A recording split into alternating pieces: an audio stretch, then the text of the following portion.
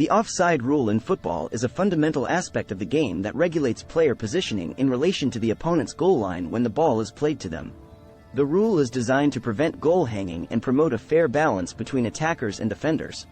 Let's delve into a detailed explanation of the offside rule and its history. Offside rule history.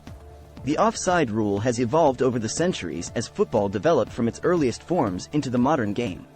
In the early days, there was no offside rule as we understand it today. Early versions of football allowed for unlimited players on the attacking side to be in front of the ball. This led to strategies where teams would place players near the opponent's goal line to capitalize on scoring opportunities. The modern concept of the offside rule started to take shape in the mid-19th century. One of the earliest attempts to codify the offside rule occurred in 1863 with the formation of the Football Association, FA, in England. The FA's rules established that a player was offside if they were positioned in front of the ball and involved in active play when the ball was played forward to them. Over time, the offside rule underwent refinements and changes. The three-player rule was introduced, which required there to be three opposing players between an attacker and the goal line for them to be onside. In 1925, this was modified to the two-player rule, which was closer to the modern offside rule. The offside rule continued to evolve through various tweaks and adjustments. In 1990, FIFA clarified the rule by introducing the concept of gaining an advantage from being in an offside position.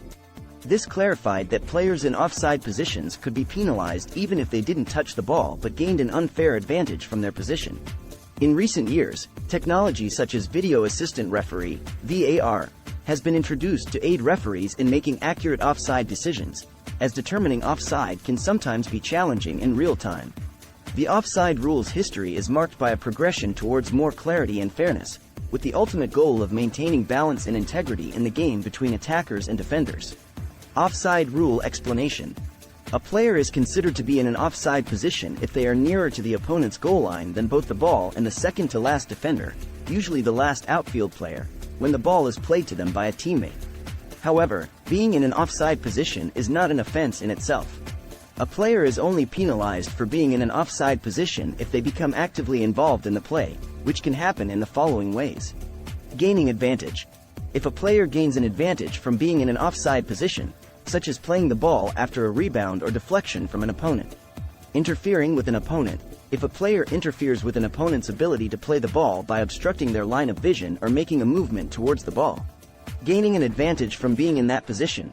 If a player gains an advantage from being in an offside position, e.g., receiving the ball in a scoring position, and, in the referee's opinion, they were involved in the play.